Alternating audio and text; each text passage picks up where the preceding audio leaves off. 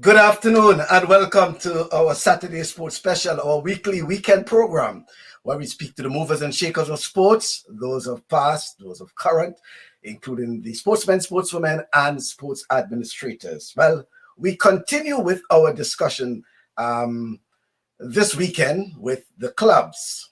And what a special way to introduce this person now who representing a very important club in sporting club rather in Grenada. And by the way, should I say, happy Independence Grenada. Yes, happy 47th Independence Grenada. Okay. Yeah.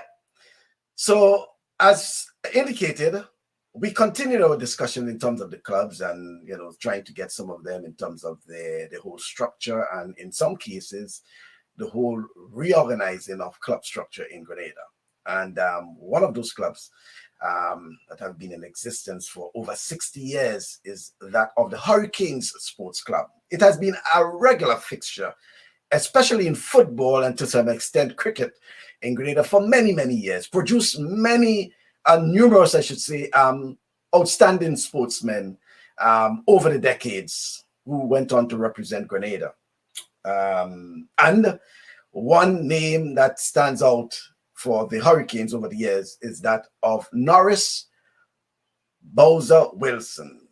He has been a stalwart in the Hurricane football fraternity and Grenada in particular back in the 60s and 70s. So I want to welcome Mr. Bowzer Wilson to our program for the first time and say good afternoon and happy independence, Bowzer Wilson. Well, Michael, thank you for introducing me. I mean, I'm honored to be here today, especially on that occasion when independent and all the viewers worldwide, locally, welcome. Right. Thank you very much. And I appreciate you being on the program. We'll talk about the Hurricane Sports Club. We'll talk about sports in the parish of St. Mark. We'll talk about Bowzer Wilson in particular. And we'll talk about those who would have probably left us and, made their indelible mark in terms of the sports, especially in the parish of St. Mark's, because it's something unique about Hurricanes and St. Mark's and probably to an extent the western side of Grenada, because Hurricane would have represented that western parish in terms of sports for many years. So first of all, Bowzer, let's get a little background on Hurricane Sports Club and especially when it actually started back then and, over the years, how Hurricane Sports Club, through its formation has been able to achieve. So let's start off, first of all, with when it's actually started back then. Well, from my understanding, it started off just after Hurricane Janet hit Grenada in 1955, right? The hurricane was so devastating to the island, especially in St. Mark's, that the team was Arsenal and they renamed it Hurricane after the hurricane because the team was doing well. And they say the team was so devastated, the hurricane was so devastating. So they named the team after Hurricane. And I understand up to now it is arguable that it was a British priest who gave it the name Hurricane. But some people were saying it was a local person. So I think that is arguable. I don't think that is so important. Right? And that was in 1957.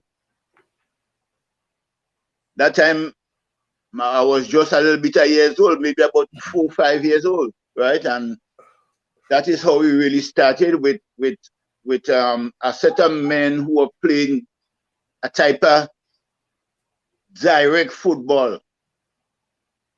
Most of them have migrated when I really get it, when after Heads and them came. That is those who used to call Botin and Botin, Contin, Swinton. All of the majority of them went to England. And Heads and Ashley and them guys and them came in And that is the team that make the legendary Hurricane team. That's Heads, Ashley George, Lincoln Charles, two of them in America now, Motel and Ashley in America, and you have some in Canada, and you still have a few in Grenada. That was the legendary Hurricane team. That legendary Hurricane team, they win football from 1960 to 1970 for about 8 consecutive years. And at one time, they a goal to score on them. And at about 5 years, they go unbeaten, right? I could remember that time I wasn't playing, I was watching, I was following them. I went to Queen's Park in an opening, right? Roy St. John was the president of the football that time. And in his opening speech, he begged teams to beat Hurricane for him, please. That is how that team was so devastating. You understand? And just to add, Hurricane those days is 11 play for about 10 years and they don't change it. Could you imagine that? 11 players every year. That is 11 players are playing because the team was so difficult to make.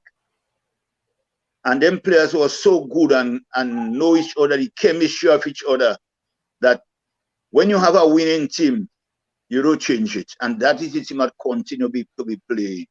So you basically you had a number of players who were on the bench for all these years? All these years.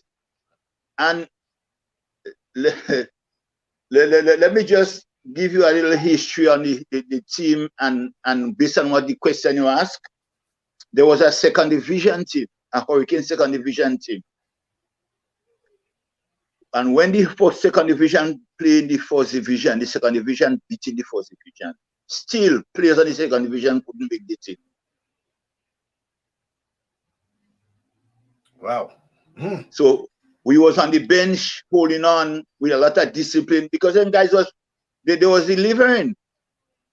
You can't change a winning team, right? And 3 players on that team that time was outstanding. I said they might make the contribution to Hurricane beat that legendary team. Heads in the back, Ashley George and Lincoln Charles, right? When Heads get that ball, it was a direct play, sending straight to Ashley on his chest. He picks it up, he turned past 1-2 men and shoot and score. That is the 3 men, I think, that caused Hurricane to be so successful in terms of winning games, right? On the other hand, we had 2 good midfielders. One dying now, the next one in Canada. And people couldn't pass them in the midfield, but they wasn't that distributors of ball. But you cannot pass them. So this is the type of team we had, and that team had a spirit, right? The spirit of that team again was something else, right? The losing was out of the question for them. They had condition and they had a spirit, and these 2 things worked for that team for all that years. And up to this day, we just remind the present players of the spirit and the condition of the team. When you're 2 goals down or 5 goals down, you cannot say you win against Hurricane. I can remember some years ago, that time Hurricane was playing St. John Sports with Zaya and Dubut and Ligau and them in Guav. I went and see that game, and Hurricane was 2 goals down. In 2 minutes, Hurricane came back and win the game and draw the game 2-2. 2 minutes to go, and Hurricane had the game to win it, just because Ashley had the ball on his left foot to score. When Guav people see Ashley had that ball on his left foot, they hold the head and they will say that is it. He changed and he put on the right foot and he kicked in the cemetery. And the game, as he kicked in the cemetery, the blow of the game was drawn. So that was a fight back. And there was an even more historic fight back with Hurricane in the recent times in the late 70s, early 80s, when Guav had Hurricane 4-0 in the first half. The only legendary player that was on that team that time was Heads, because he remained in Grenada and he was strong and he could play until maybe he got a broken leg. So he played with us. And Guav had us 4-0 in the first half in Guav. And when the second half, Heads tell us we could win that game. You know. He said we have to win that game. And we say, okay, let's go for it. And we win that game 5-4. And the two people who stand out in that game, apart from Heads' inspirational drive, was one called Elvis Jazz John in Canada now, right? He scored 3 goals, and Michael O'Carroll Joseph, he scored 2. And the 2 goals O'Carroll scored is Elvis that give him the passing. So that's how hard Elvis worked on that game to make sure Hurricane don't lose that game. So you know, quite a lot there, and I know there's so much more you can talk about in terms of that. Before I forget to talk about the same Hurricane team, yeah, I want to tell you that Hurricane went in St. Lucia in a club championship in 1968. We know the club championship, and we won that. I think that was the only time we had a championship, and we won that championship. And if you look at Hurricane manual, yeah, there's a book. You will see all them players on that had traveled to St. Lucia. We won that game. That was the only one. And Hurricane have never lost to a towing team coming from Trinidad, be it Maples or Regiment. That time they were strong. Both of them came to Grenada, and we beat both of them in St. George's. That was the legendary team with Heads and Ashley and Motella and others, right? We beat both of them in St. George's. So we never lost to a towing team. I can't remember that. Mm-hmm. Well, as indicated, you know, and as you continue to speak, you'll probably remember, you know, other things. It also drives home the point that the importance of hurricanes to the community, and I say the community of St. Mark, in particular. Who do you think was the main rival for Hurricane in those years in terms of football in Grenada? Very good question. If I should call one team that was our main rival, I will say St. John's Sports. Maybe because of the proximity of the two parishes, and there was a division between Victoria and Guav in terms of football and carnival, because every carnival time there must be a fight between Victoria and Guav. Football time is same thing. So although they was bigger than us, more populated, but we had more talent than Guav in terms of football and cricket. So St. John's Sports was our biggest rival. There was a big rival too in St. George's, Dauntless and Atoms, right? That was our next two rivals from St. George's. And mind you, Happy Hill was the team that used to give Hurricane the most trouble in Grenada. That Happy Hill you seen there. It's either we draw or they beat us a 1-0 or we beat them a 1-0. So regardless how successful Hurricane was in the past, the legendary team, Happy Hill is a team that used to give us real trouble, home and away. I don't know why. So, but that was a team I suggest chop. And happily used to come in the first. They didn't used to come in the first 5 in Grenada. But there was just our boogie team. So it brings home the point I'm making too, that that definitely Hurricanes remained a very important and vital asset for the people of St. Mark's. What's about the supporters? It was, I don't know if it was like how Queen's Park Rangers or the other teams used to be traveling around with their busload of supporters. You had that for the Hurricanes as well, whether it goes to comes down to St. George's or wherever. Well, I glad you mentioned that, because Hurricane, just as how there is a chant, a song for all his English team, Hurricane had a chant that was made by his supporters. If you follow Hurricane, you will get fever, and that fever will never recover. Right? That the legendary Hurricane team had a chant behind them, and they used to go with bus loads. When Hurricane played in Victoria, you could go and steal in anybody's house in Victoria because everybody did the park, right? That's how passionate they was for that game. And so St. Maxarian, especially Victorian, is only win we know. They don't know nothing else. So when Hurricane playing the ass this time around, right? It's it's heartbreaking to people because they don't know Hurricane as a losing team. And I don't think that will ever go away. That will never go away. Because why that won't go away? Because if you are accustomed to something, it's like a winner never lose. Right? And after the legendary team, I should say that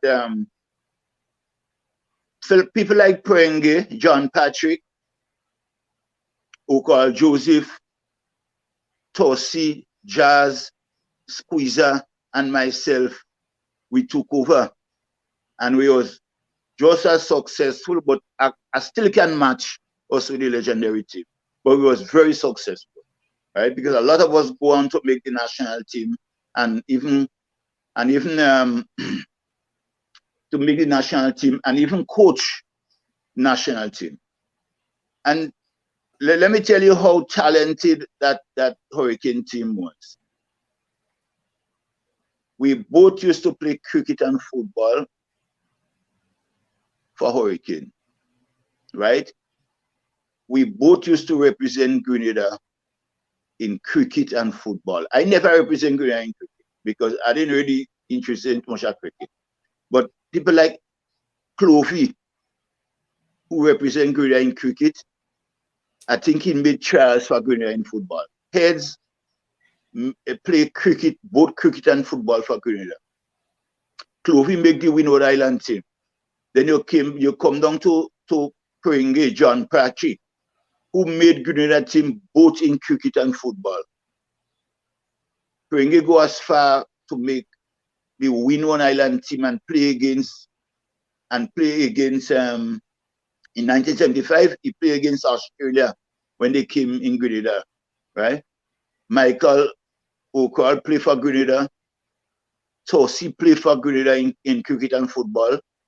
So it wasn't just football alone. It was a talented bunch of players, right? That put the heart to sports you are talking about, right? And that is people who used to train daily, twice a day. And we see that as fun because we see that keeping up the legacy is so important for the St. Maxarian. So at times we lose game and we cannot come to Victoria. You have to pass in the back door and go home because we shame. Right? That is No, what I was telling you, I was joking, right? We cannot come through Victoria. You have to drop somewhere by the bridge, and some people passing so because we should. What we go tell the people? How we look? I mean, come on. When Hurricane team come out from playing, there is what the question they is to ask is how much goal we score. Yeah, they expect the win. exactly. But in spite of all the success we used to have, there were 1 year.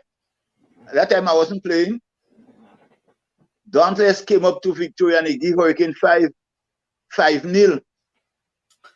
I remember Sampa scoring 4 out of that with Big Dog on them, right? And when Big Dog reaching going back down, he tell the go off people, he drop a bomb in Victoria. And it was a bombing truth. And that same year, the return game, Hurricane give them 6 in Queen's Park. Yeah. Bowzer, I want you. Yeah. I'm seeing a comment here that Lincoln Toro Deputy is saying that Carnage had a similar experience. We had a starting 11 for 2 years. The same 11 started every year, including the 1978 final against Hurricane. Yeah. They beat Carnage 1-0 after a first half soft goal scored on bread by Squeezer. Oh, you just mentioned you mentioned Squeezer there. Yeah.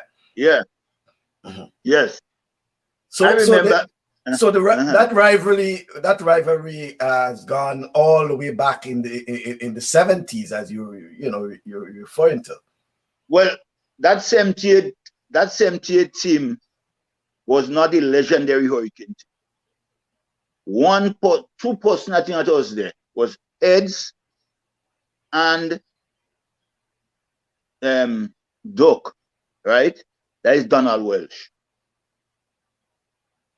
That is the 2 people that was there from the legendary team. The rest was me, Squeezer, Peringue, O'Carroll, Tosi, right? And Carnage was hot that year to be and that 78 final, when we went down to play them, I remember that goal.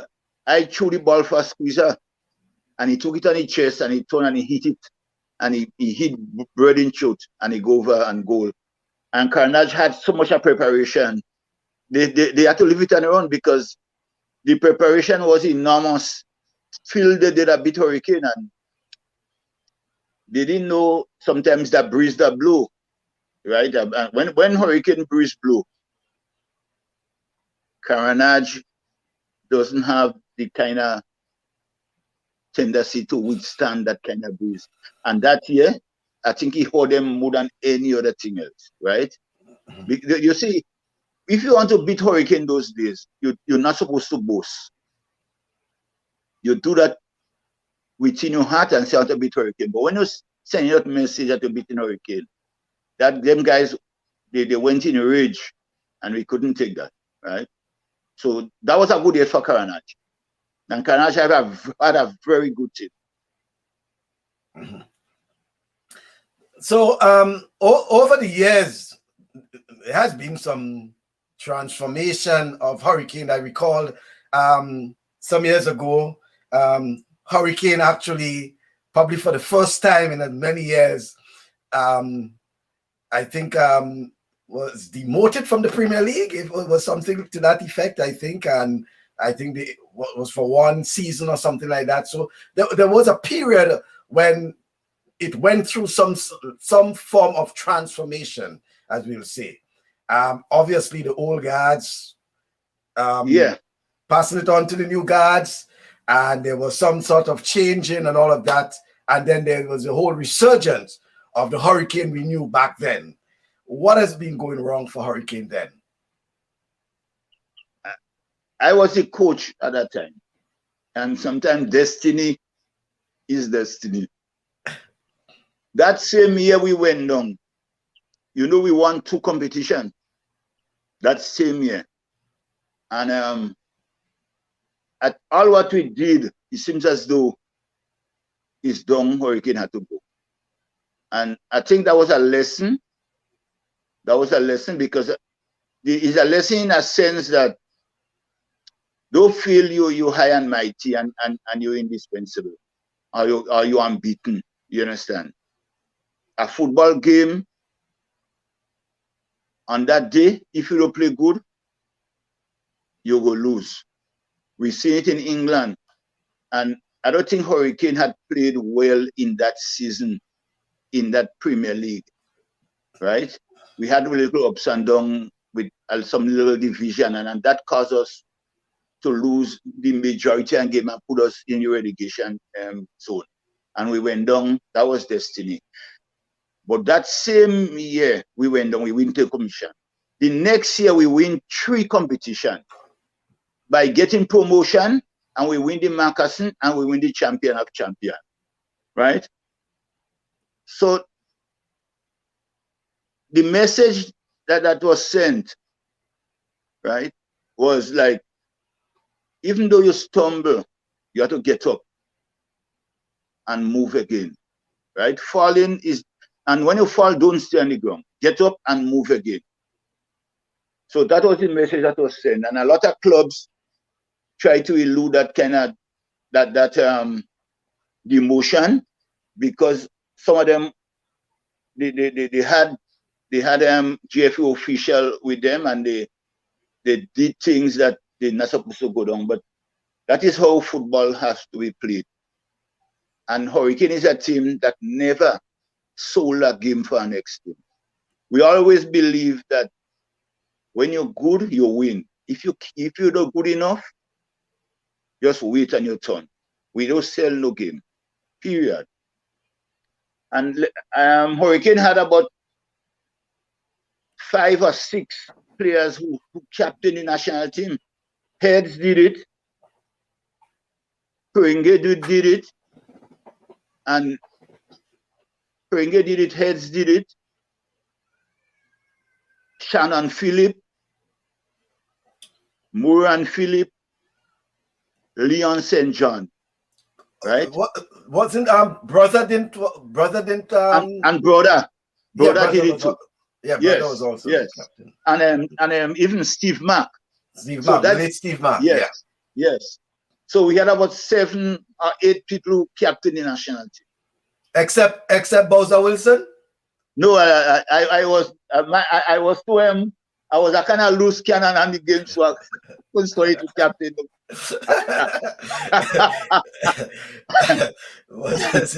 I remember making it in 1975. That's my first year, because that is one of my hottest year in football. 1975 and to 1981, when we went until we went in Ghana and played a World Cup game. And I really enjoyed it. I mean, the national team is not easy to make those days. You had to work hard. You had to be scoring goals. Yeah. You know, I'm glad you mentioned that, because I keep hearing that. So tell us why it was so difficult to make a national team in those days. You're talking about the 60s and the 70s and 70s in particular. Yes. I could share something with you. Grenada team was one of the strongest in the Windward Island, right? With Big Dog as the captain. They had Heads, they had Ligau, they had Jackson, they had Telesford, they had Sampat, they had Zaya. Just to name a few. Grenada team wasn't easy to beat. Just as how Hurricane was difficult, just so Grenada team was difficult to beat in the Windward Island, pop and pop. And almost every year, Grenada used to win that, right? Grenada was the most successful team during that period. So to outstead a player like Zaya, a Ligau, or Heads, you have to come real good, right? I think that is one of the things that caused Grenada the team so hard to make. And those guys too, they didn't used to wait on coach.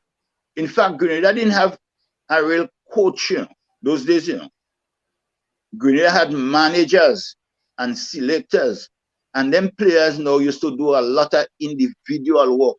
And that is what lacking in football today in Grenada.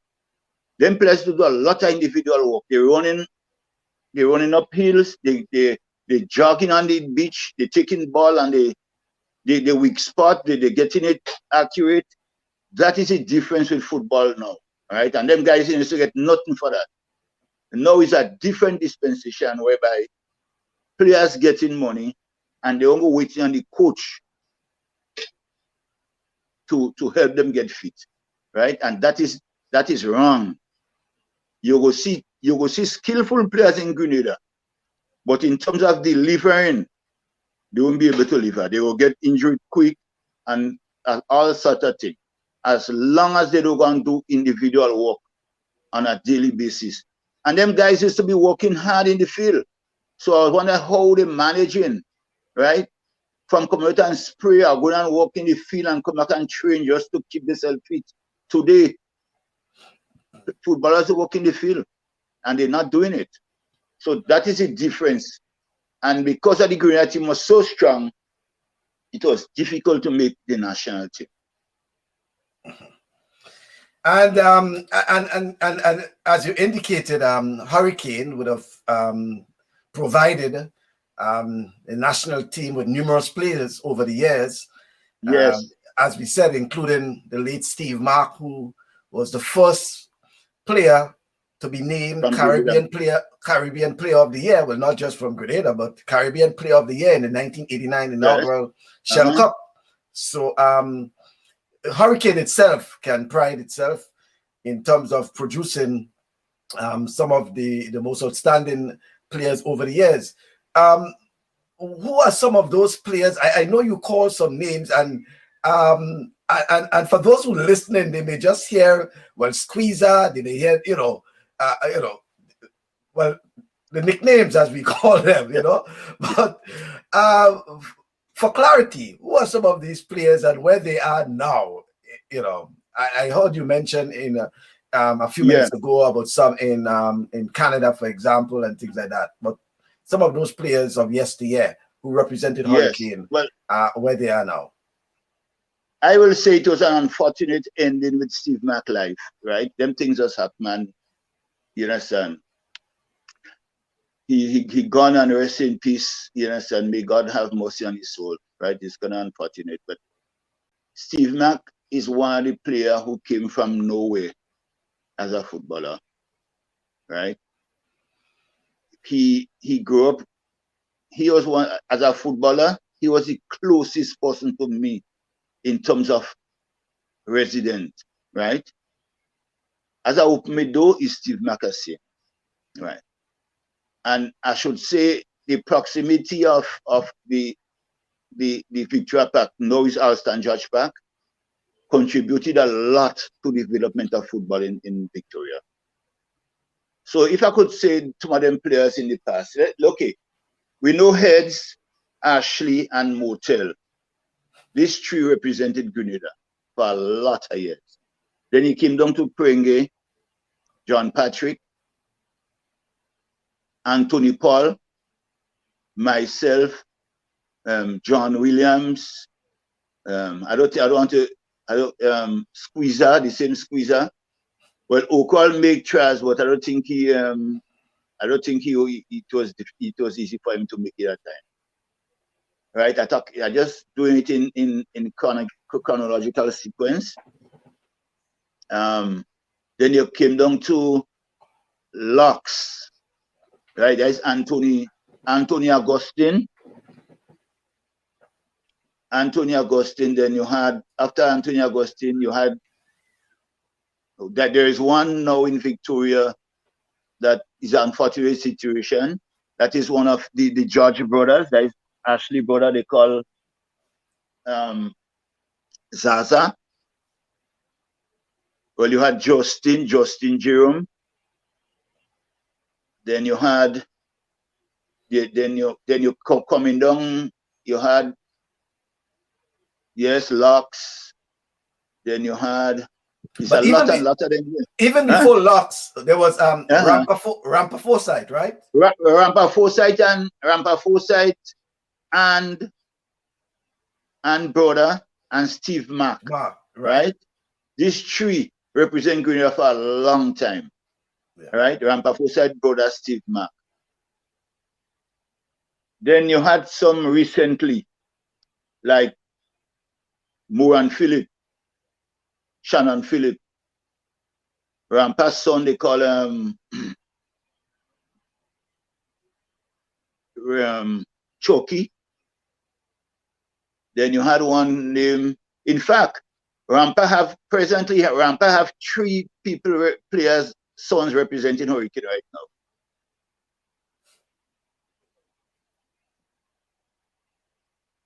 Squeezer at one time, Squeezer had 4 sons representing Hurricane. There is a next guy named Michael Julian Pinty. He have 2 sons representing Hurricane presently. All right. So that's to tell you how the family range and unity is with Hurricane presently. All right. And Shapley have 2 sons representing Hurricane. So if you look at Hurricane team presently, it's a lot of brothers. It's a lot of brothers. You have about 4 sets of brothers on Hurricane team. And it's past players' son. And that's what I'm saying in terms of Hurricane and what it means to the community. So how do you, and I say you, because you're part of the fraternity of Hurricane, ensure that what is happening there, at least it continues, but how do you ensure that these players stay within the Hurricane structure, as well as how difficult it is for some of these players, because you mentioned about 4 brothers, for example, another with 2 brothers, how difficult it is to make the starting 11 on Hurricane as it is now? Well, it's an uphill task in the sense that most of them are equally, you understand, with skills, right? And some of them are younger, but the mellow way we just deal with it, and a kind of fair way, is that when we have training sessions and you have to come out and make sure you meet the criteria, right? And most of the time, some of the so-called senior players, not much, just has some little lapse. That's how we get in the younger ones to come in. So it's a real task. It's a real task. Sometimes you just have to pick somebody, because there isn't, you understand, there isn't much difference with the players. So we have to, when we pick you, you're supposed to perform. So you go all you pick. That's how we just do it, right? Then guys are equally matched. So when you get picked, you have to hold it, perform to the ability that we're expecting you to perform at, then you hold your pick, right? That's how we normally work the selection of the team. And it's like, to keep them players, a lot of players just gravitate towards Hurricane. Could you imagine a lot of players now, even St. Maxirian outsiders, want to come and play for Hurricane because Hurricane name, right? And they want to be around a winning team, and you understand, and the Hurricane players are very skillful. They could learn from them. All that comes in. That's why a lot of players want to come, and the Hurricane team attracts them so much that they wish they could be part of Hurricane. Bowzer, just before you continue there, you mentioned the Phillips, like Moran Phillip and Shannon Phillip. Shannon Phillip. Yeah, but a name we forgot, and I see it coming up there, and I mean, I have to interrupt you because he played for Hurricane for a lot of years, including the national team. A very nippy player, Dorset Langine. Sorry. Yeah, Dorset. Listen, I know that, and that's why I'm saying, if by chance I recall, yes, I will interject. Right? Yeah. I'm very sorry, right? But Dorset, you could match Dorset with heads in terms of commitment to Hurricane. because I started training Dorset since under 15. That time he was about 13 years old. When we played under 15, that's how all he come into Hurricane. And he never left. And he giving 100% all the time. I don't know how come I miss Dorset. I'm sure I miss other good players, but maybe you understand. And next time I should get all them players listed. And Dorset is a man of standard for Hurricane and Grenada throughout the ages. Yeah. I have to Dorset is agree about with that. 41. He over 40 now, and he's still connected with Hurricane. Well, I still think Dorset could easily make the Grenada team in its current form now because of something about Dorset, and you mentioned not just his fitness, but his work level, his attitude towards the game, and he takes it that serious, You take it serious. He will throughout the game. He plays with a serious face. He probably will smile after, But that is Dorset, Dorset, I traveled with him for many years, so I know that's true. That is that was a style what we left out into. So you see, I was just so much of players, I don't know how he get left, right? And although he get left, he will stand out in the grits of the Hurricane players, right? The heads of a commitment, as you say, right? And he's a winner. He don't like to lose, right? I've seen Dorset perform under condition, leaving the defense and going up front, and tremendous. Yeah. All right. So much as we said, it means for St. Mark, as a very small community, and it's probably the only of its kind now. During those years, Bowzer, were there any other teams from any other sporting teams that represented St. Mark's? Yes.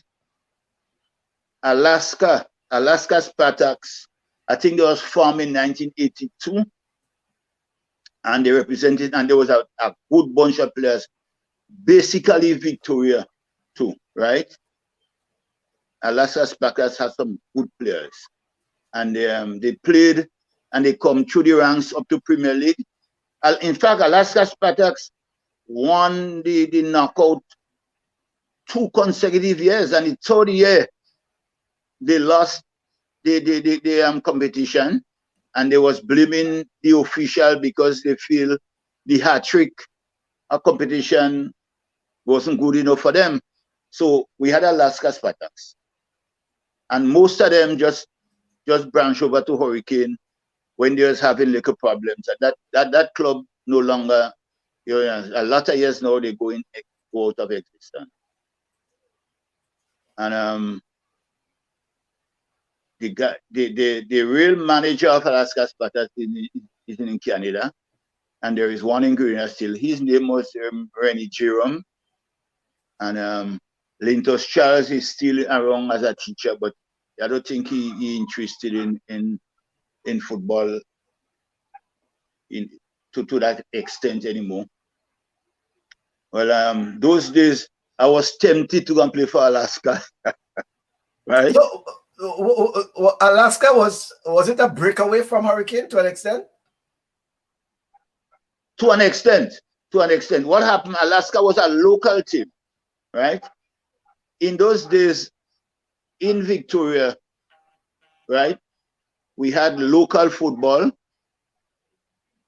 and there was 4 strong local teams: Up Street, Down Street, Pastia, and Villa. That was the base of the local, right? And Up Street was a very strong team. I think the weakest team at the lot was Villa. Up Street, Pastia, and Down Street was just 3 strong teams playing local. So Up Street eventually come out as Alaska Spartans because they feel they was good enough to go into GFA. And they get a sponsor from CK Sylvester that helped them. So some of them players who were playing for Hurricane, some remain with Alaska, some say they don't play for Alaska, they play for Hurricane. Players like Justin Jerome and Hess Charles and Anthony Paul, they say they don't live in Hurricane, so they stay with Hurricane. But Alaska had a formidable team, very strong, right? That's how Alaska came into being, right? In those days, local footballing in St. Mark's was like GFA, right?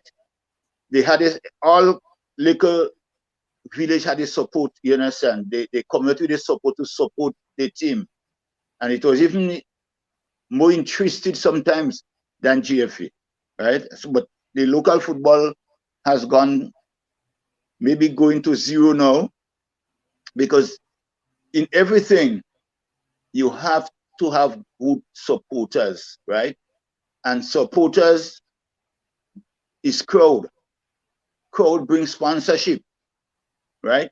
And it come back to once you have a good product, once there is good footballers, you must get crowd. And when you get crowd, you're getting sponsorship. So this is something that killing the Grenada football today. The quality of the football. There are a lot of good players in Grenada, still very skillful. But as I said before, the amount of work them players have to do, they are not doing it individually. And if they start doing that, you will get crowd coming out and see football, and it's easy to attract sponsors. Crowd, that's what sponsors want. They want crowd, right? And I think that is where we're lacking, because I can see why all that businesses in Grenada, they can pump some money into football and make it a professional league and say, okay, these 5 or 6 wealthy company in Grenada just put some money and say, let's play professional football. Then footballers have to go and start to train and bring themselves up to a level. By virtue of that, Grenada football must rise. But I don't know. It's not happening. I think the government and the ministry and GFA have to come together and look at that aspect of the football, make it kind of commercial, because football, in fact, sports, right? Professional sports, that could help a country economy, right? When you go and play football in England and you're getting money, all that money coming back to Grenada. So that is the aspect I think the government and the GFA have to look at. Put some money into football. Make sure players train hard and get up to the level so they could get contract in Europe, America, right? That will help the Grenada economy. But maybe we're looking at things differently. So that is one message I want to send to the government of Grenada and the FA. Okay. Let me see if I can get this. Yeah. Bowzer, are you see? Thanks, Claire, for that. That would have been Hurricane what year? That look as 1972. That look as that look as 1972. 1972. Is Taffan somewhere in this photo here? I think I've seen him. I think I've seen somebody. Hold on, let me see. I've seen somebody here like him now. There's Lenny. Well, Taffan is one that represent Hurricane, right? But he didn't last that long. Very skillful in it. Oh, that is very skillful in the midfield. No, he didn't last that. He migrated to America. As he come out from GBSS, very skillful in the midfield, nippy. But you understand, he didn't last that long. I think he's sitting to the bottom right. I think second to the second right. Yeah. Yes. So Yeah, what year you think that was? You think it was 70? I think that was 72. 72. Okay. That could be And 72. that was That could be 72. and Right? looking at that photo there, that's Old Queen's Park, right? Yes. Yes, that's Old Yeah. Queen's Park. But A ground that you team, are familiar with as well. That team is not the legendary team. That team is mixed with the legendary and after. Right? Some of the legendary players, I see Heads, I see Bukus, I see Ashley, and yes, it's only 3 players I see are in the legendary team. Bukus, Okay. Heads, Ashley, right, and Bing, yeah, right. So it's just 4 players that is in the legendary team. I have to say the legendary team because that is a team that create history in Grenada that make other teams fear Hurricane up to this day. That's why I call it the legendary team. Okay. Well, yeah. Thanks once again, Clev, for that. And as he indicated, as you indicated in the start of the program as well, that it was so difficult to make the Hurricane team that you had the starting 11 that started and represented Hurricane for many years. And there was the bench, and then there was the second division team, and the point now is that how it was, I mean, with one team representing the parish basically during those years, and with so many talented footballers, Bowzer, how it was that how was it for Hurricanes to continue to attract these players, and for the players probably not to go to Dauntless or to go to Queen's Park Rangers or Carnage or some other team to play football? Because I can't see myself sitting on the bench for probably 11 years. Well, it's a very important question, and I will give you my perspective and how I feel those days, right? I was loyal to Hurricane and loyal to Victoria and St. Mark's. So I guess other players had the same kind of sentiment and feeling as me, right? Because it was rivalry. Dauntless, there wasn't much team in the island. You had one in Guelph, you had one in Sotes, right? You had the majority team in St. George's. That is how it was. And football those days is like when you win, you become king and you become mighty. You understand? And I think we was hoping one day to slip into the 11 because we love our team so much. And mind you, I think the local football in Victoria was enough for us to wait for when our turn come. Because the local football, the standard was so high. If you tell yourself, how you going to live and go and play for a team in St. George's? Those days, it was extremely difficult to travel in St. George's. And Victoria and Guelph wasn't that friendly. So no way you were going to play for a Guelph team. No way you were going to play in Sotes. One player I think who went to play for Guelph was Yoi Bobby Joe. And we had a problem with Hurricane on the field of play against Dauntless. And we had to ban him when Hurricane banned him, and he went and stayed in Guelph and ended up playing for Guelph. And Bobby Joe, that is Dan George, he was one of the better players from Victoria, I've never seen a man with skills like Bobby Joe, right? And it was unfortunate that he had to leave because it was his fault.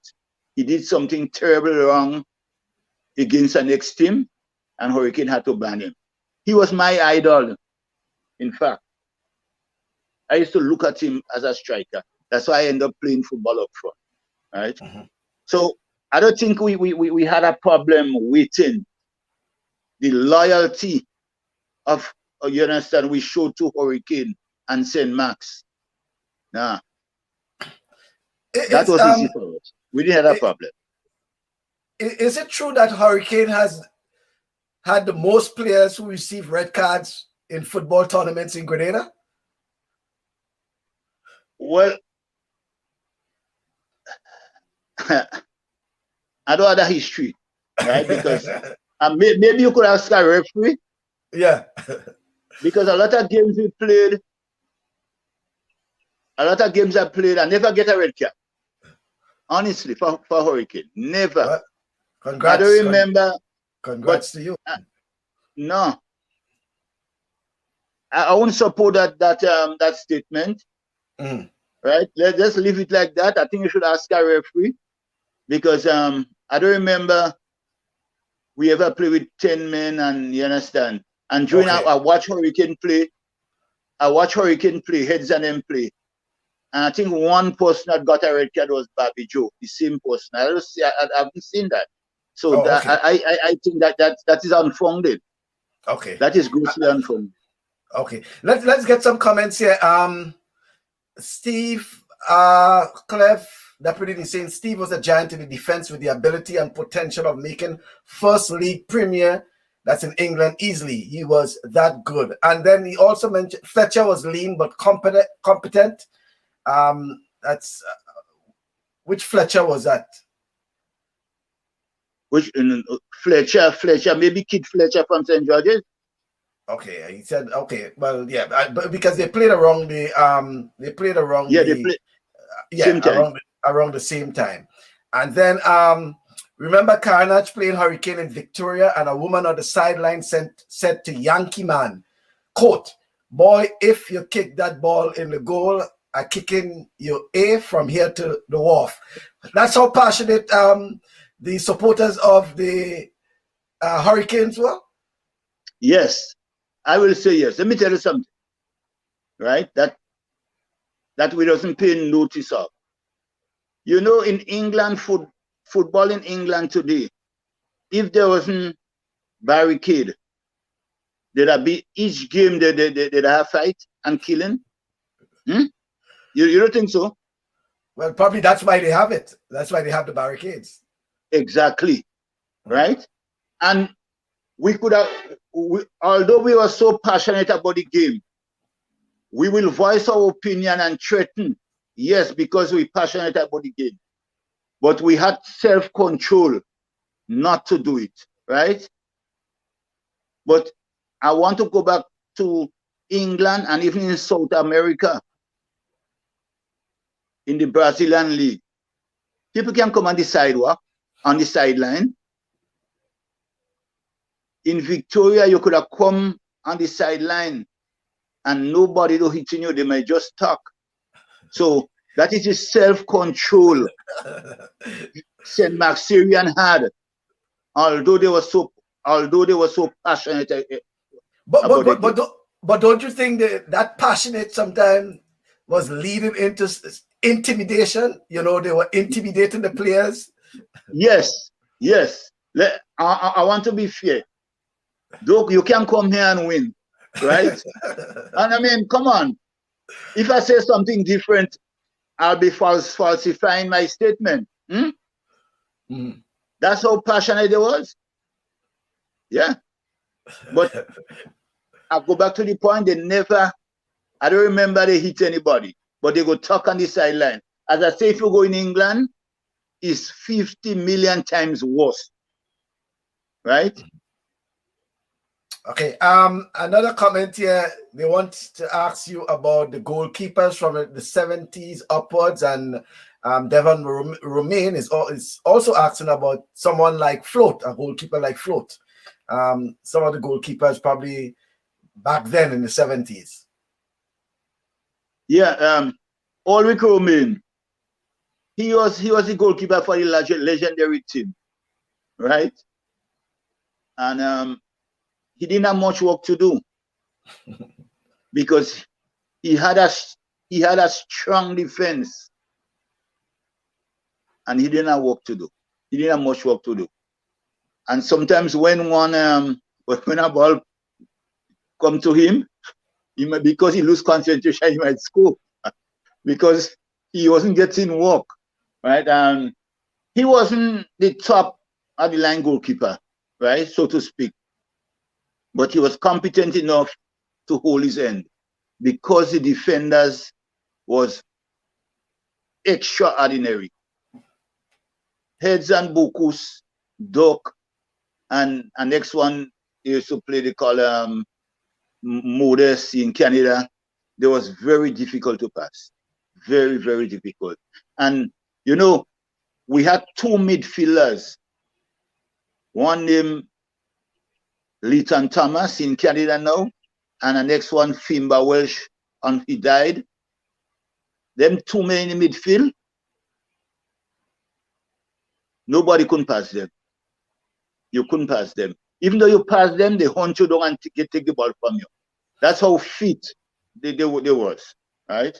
They could make height, they tough, and that is strength of Hurricane, the defense, and the goal scoring ability of Ashley George and Motel. I don't think I ever see a goal scorer like Ashley George again with the accuracy.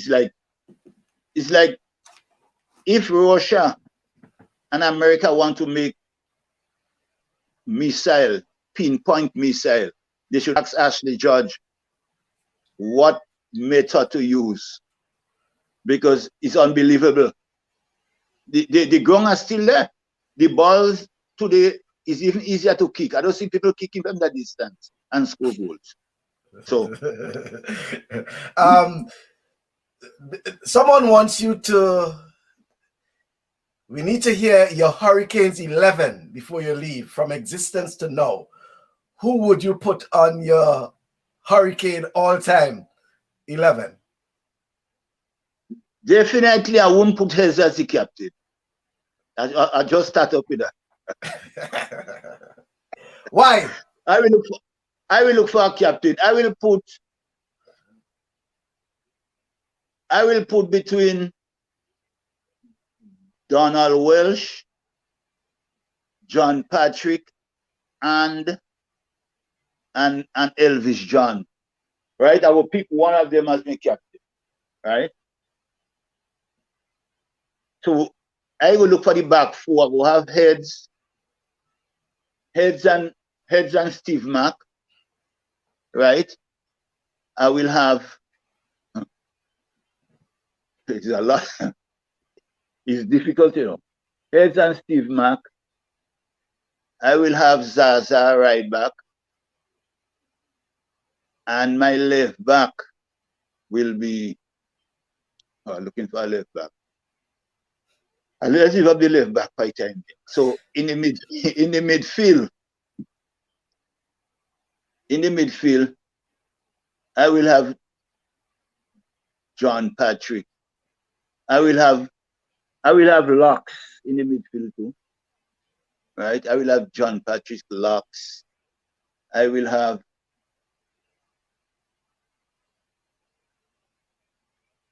on the left side, I will have Moran Phillip on the left side, because I think I will have Raphael Forsyth. I don't even pick him myself. I will have Anthony Paul. I will have Anthony Paul. No, I am picking myself. I will have Anthony Paul. I will have. I'm looking for them goal scorers now. You will have Steve Mack in your team, though, right? Yeah. Steve Mack in your team. And it will be a very difficult team to pick. Right, and your goalkeeper? Well, that is a situation. If I had to pick a goalkeeper, I will pick a goalkeeper. They call a guy named Gleason Batiste in England. He wasn't that great keeper, but you're looking for a keeper based on what you're looking for. You see, because what you're looking for a player, right, that is understandable and who could gel with a team. Not because you're explosive, saving anything could disturb you. I'm looking for a player that had to be disturbed, a team player, and that's why I will pick him. But Shapley and John, they are better keepers than him, but I will pick him because you need to pick somebody that will toe the line in terms of going forward, right? Understandable. That's the keeper I pick. I'll pick him. Right? That's how I will pick my team. That's why I'm yeah. So no, fair enough, and I'm still startled that you left yourself out of your starting 11, all-time starting 11. Well, Ashley George and Lincoln Giles. Yeah, I don't mind because although I played for Grenada, but I won't pick myself. Let somebody else pick me. It's unfair. Right? All right, fair enough. There's a question here. Is that your brother Easter on the bottom left? Yes. The bottom row left. Probably let's get back the photo here. Is that your brother Easter on the bottom row? That's to the left. Bottom row to the left. Well, so that's no, Easter not there. Oh, Easter is not there. No, Easter is not there. Easter not there. So that was a question that was asked. Well, Easter had the height of any one of them there. Oh, okay. Right. All right. Let's see some more comments. Okay. So Jerry's saying some very good comments on the development of football in Grenada. There's so many. Yes. Let me see now. What's wow. We have quite a lot to discuss there. The comments are coming in so fast that very important players for self-development. Okay. Pele is saying it's pride and loyalty, Hurricanes or no other. Okay, so here is that number. Don George, he was handed by the GFA and Hurricane. He was the brother of Ashley George, and he was probably banned. That's who we were talking about, Don George? Yes. Okay, brother of Ashley George and Thompson George. Okay, yeah. So it's Don George is his name. Don George was his name. Yeah. Okay. Oops. There's a long one here. Let me see if I can get it. It's sort of longish. Apart from the undisputed talent of Hurricane players, there was a very serious challenge for teams visiting St. Mark. The field was difficult to play on, and in them times, so man ain't going early to check out the field and examine conditions. You arrive at 4:15, you gear up quick and run onto the field when the whistle blows. Few teams ever beat Hurricanes in St. Mark. That's a honest that's close to honesty. Dauntless did it. Hanved used to do it too. Hanved with Buck Belfon and Bream and Baba Hood and them. They always sometimes they always coming up there and beat us. At that time, that wasn't the legendary Hurricane team.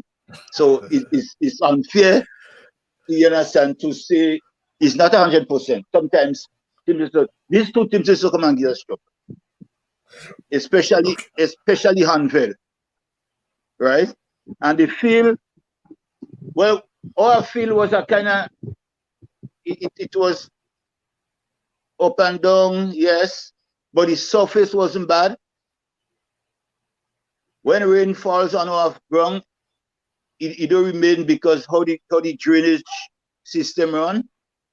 But our field was small and it had a good surface, right? So I don't think that should be an excuse. You're playing there every year. Why you make that an excuse? Yeah, I don't understand. You don't blame the ground. You understand? Blame yourself.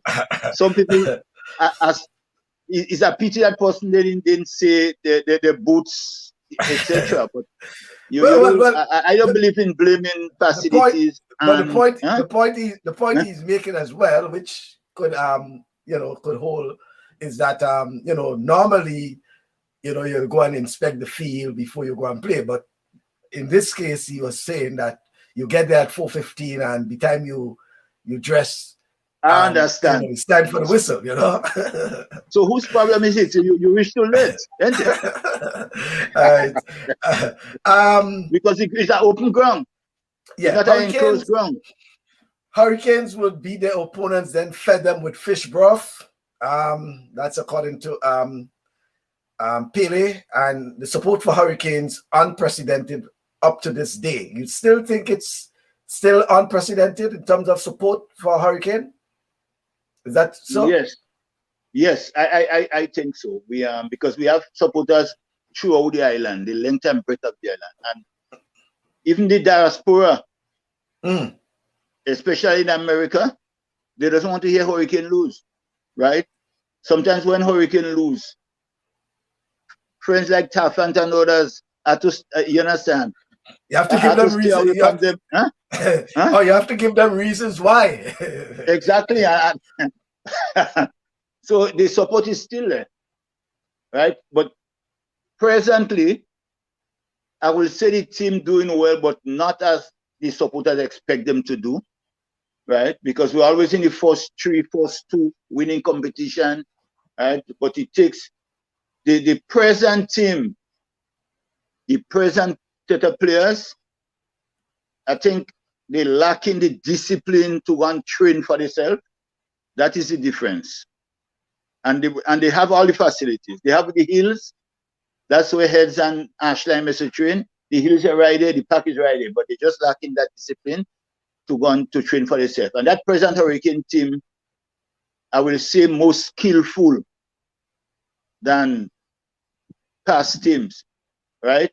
But they lack the discipline to train for yourself, the spirit, and the condition. That is what that present team lacking, right? And if they just take that, they're going on beating right through. All right. Another question: who was the youngest player around that time? In which time? Well, I assume. Let's zoom in on your time. Listen, the legendary Hurricane team. The youngest player at that time was John Patrick, because he 1 year younger than me, right? John Patrick was the youngest player with the legendary Hurricane team. They bring it.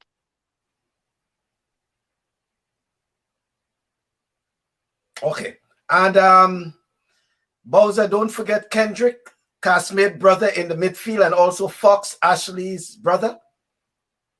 Yes. Well, Fox, if I should call Fox name, I will talk about somebody who really inspired young players, right? Like myself. That time Fox was on the legendary Hurricane team that bring forth a lot of young players, even the same Pele Dabo, who was one of Victoria's best dribbler, but unfortunately, I don't think maybe 1 or 2 games he played, but that's why he get his name, Pele. When he went in town and they saw him, they called him Pele. But Pele was, as well, Dabo was one of the better players in Victoria in my era. He used to play for Pastia. Here, next one they call Sholan Link, Sholan Digans, right? Sholan played a few games for Hurricane, and Sholan was a class player, right? When I tell you class, Sholan could have made Grenada team without a doubt, but he ended up going to England, and I think the English people saw him, and it was unfortunate that he didn't play for Hurricane. But when he came back, he played a few games, and you understand, but he wasn't stable. So there's 2 persons, I think, Hurricane didn't get the benefit of. Again, Pele Dabo and Sholan. Because these 2 guys. Because it was difficult to make that 11, eh? It was difficult. It was difficult. But Right. well, I Okay. think Arsenal went to St. George's to live. Yeah. Someone saying agree with the selection And of Paul. listen, before I go, listen. Yeah.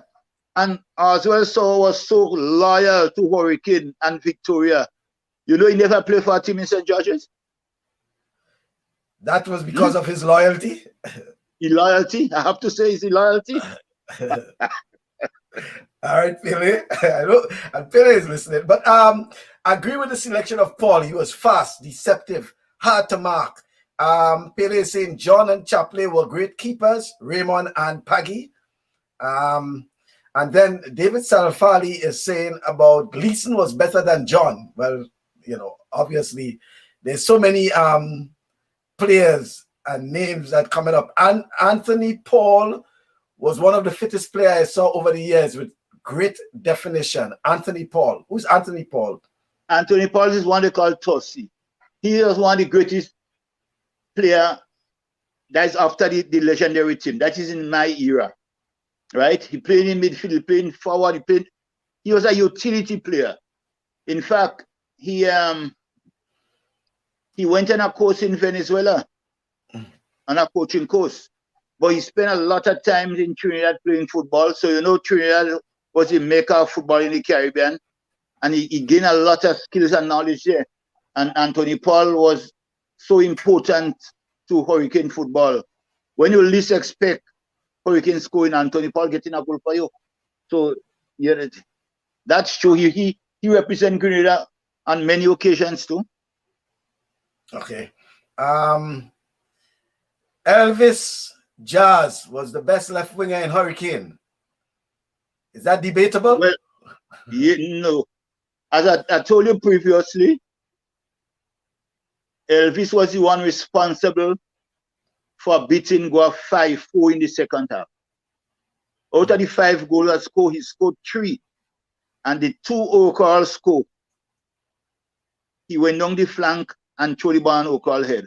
And O'Call scored the next goal. So he was involved in the 5 goals that scored. Wow. Let's go again.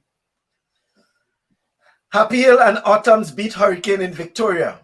And the question is the field. Pele is saying the field. But Hurricanes beat all teams relentlessly on their home ground. It's not an excuse. Tell Bowzer it's me Toro. Yeah. Then there's, in your point of view, what can Grenada Football Club and players can do better themselves and Grenada football? I think you would have mentioned it earlier in terms of lifting the standard and probably professionalizing football in Grenada to some extent. You know, a collaboration between the Grenada Football Association and the government, and then hopefully with sponsors and the Ministry of Sports, and getting sponsors on board to professionalize football in Grenada to an extent where players can probably start benefiting from the game. Well, is a egg and a chicken in a sense, right? Presently, right, you could give teams incentive and tell them what. There will be a professional league coming up and players are to train, right? To attract crowd, and crowd will attract sponsor. Or the next way you could do it, clubs have to come up, you understand, to a certain level and make sure that the players do the training and fitness and etc. to bring themselves up to a level, and the crowd will come out and watch them, and the sponsor will come forward. But I think the most important thing, the government had to look at that from an economic standpoint.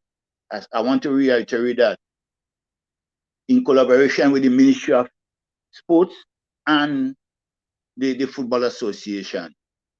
Look at it like Hoggins, Hubbards, Digicel is not much, right? you put some more, you pump some money in football, and not even football alone, do it in cricket too, because it's easier for the cricketers' money to come back to Grenada, because West Indies teams get so weak. Once a Grenadian put his mind to cricket, he make it West Indies team. And when he make West Indies team, he go in the IPL, and have money coming back to the country.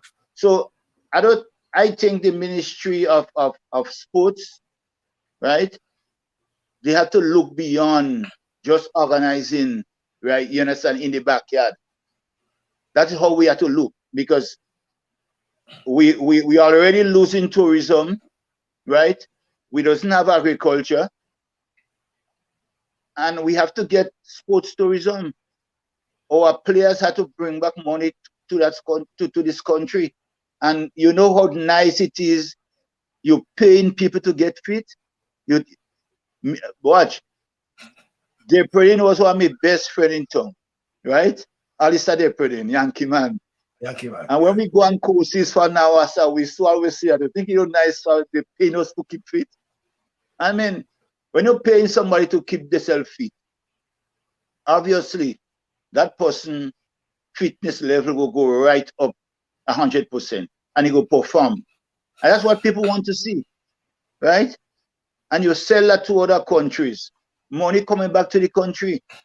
Nobody will leave Grenada. Grenada is the best place in the world. Regardless of where you go, you want to come back and spend your money and live here. You don't have to put barbed wire in your house to sleep, right? So government, look at that. Just buy that and just, you understand, easy to sell. You have to go through them business and tell them exactly what is your plan. If it's that, we just been top in mud. Okay. My only dream is that there be a symbolic clubhouse established. Someone is suggesting about a clubhouse for Hurricanes. Yeah, we're looking. We spoke about that, but I don't think there is a big challenge. Maybe the biggest challenge is a location, a site. But we spoke about that, and that might come. We have to go to the minister, our rep, Dr. Modest, and tell her exactly what we have in mind, right? Because it doesn't make sense. You have a legendary team, and some years after, you can go back and look at the archive, and you understand, there be an archive in the club where people have to go and search and get information. Presently, there is nothing, right? Well, what I'm saying there today is that coming from my, you understand, my subconscious mind. I don't have nothing on record. That's all what I remember. So the clubhouse will be very important for Hurricane, right? And not only Hurricane alone. All them, you see, we had to develop, in order to develop football, all them things have to come into being. You have to think about it. If you can do it now, you have to do it sometime. So, and I looking at even paying Hurricane players now to play football. How we getting the money? That is the challenge. Everybody will be getting the same salary, but we want to start paying the players to play football, right? And that will help them train, do personal training, and that will help the club win more competition. And that will take out the burden on the players when the spectators coming down on them, because they don't expect nothing better than winning. That's how Hurricane supporters are, right? And I tell you, the diaspora even worse than local people.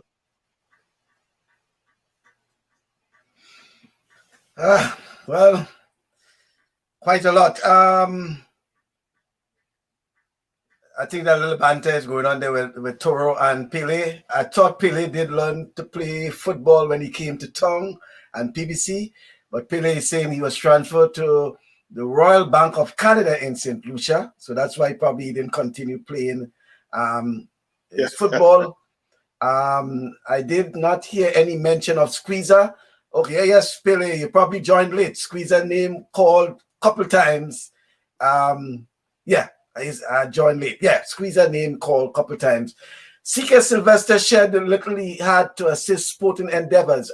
You talk about sponsors, and I think they're giving kudos to CK Sylvester, who probably would have contributed in terms of sponsorship to football in particular in Grenada over the years. Yep, Pele Squeezer was mentioned, including the lone goal he scored to beat Carnage in 78 to win the GFA tournament. And Clever saying that sports tourism, not an option, but a requirement. Pele, the Fox competition was the breeding ground and nursery for football in Victoria. Don't let it die. Talk a little more about the Fox competition, Bowzer. Yes, the Fox competition, that's a guy named Osbert Mitchell, right? That was the brother of Ashley George, Dan George, and Thompson George, right? But he just used a different surname. He was elder than them. He was the captain of Hurricane, the legendary Hurricane team when it started. And he saw it fit to have a nursery of players, right? Because I think he had the right vision. He realized a Hurricane legendary team will need players sometime in years to come. So he had the right vision. So he had some youth players from the ages of 10 to 15 competition, right? He had Down Street, he had Up Street, he had Villa, he had Pastia. He had that competition playing during the legendary team participation in GFA. And I think that in itself has kickstart or continue the legendary team where they left off, right? And that bring out players like the same Squeezer. I think Pele was part of it too. Sholan, O'Carroll, myself. I just to call a few names. And that competition, I remember when that coach from Suriname, August Wouter, he came in Victoria to help with youths. And Fox say anybody go under Wouter, they can come back to him because it seems as though you see what Fox look at, right? If anybody coming to Victoria to help football, they should come to him. They never contacted Fox, but they just come to the ministry and come, you understand? And I think that was wrong, and Fox was upset because he had the core, right? And he had the foundation, the young players. And rightfully, they should go to him and say, we understand XYZ and we want to help you, etc. But they didn't do that. So Fox banned some of them players who went with Wouter for a couple of years, about a couple of games. Then they came back into the mix. So Fox did a great job for the continuation of football in Victoria, to a wider extent, St. Max.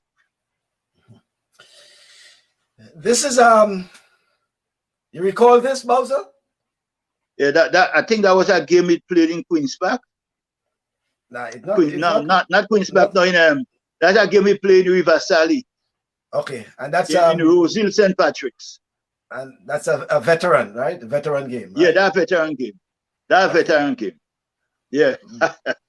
Bowzer still has the skills? I don't have the skills, but I had the head. Because to see your skill, you must exhibit it. And sometimes, I mean, I could do a thing, but is the head more important? Because I try to put the skills coming from my head, and sometimes I just lapse because I don't bring myself up to that fitness level. But I still keep myself fit, right? Because football is what I know, and I don't want to leave football just like that. You consider yourself a better midfielder or defensive player? No, none of the above. A striker? A striker. Really? It was so difficult. Even when I was playing with Pringle and Okal and Squeeze and them, and Jazz, and Justin, and Tossi, it was difficult for me to make the team. So what I had to do, I had to go and run and get myself fit. I used to run up them hills. So my strength was kicking from any distance and scope, right? Whereas the others used to dribble through. I don't believe in that. Running with the ball and kick, that was how I used to operate. So when you hear I get dropped, I just have to go back to the drawing board and get myself fit again.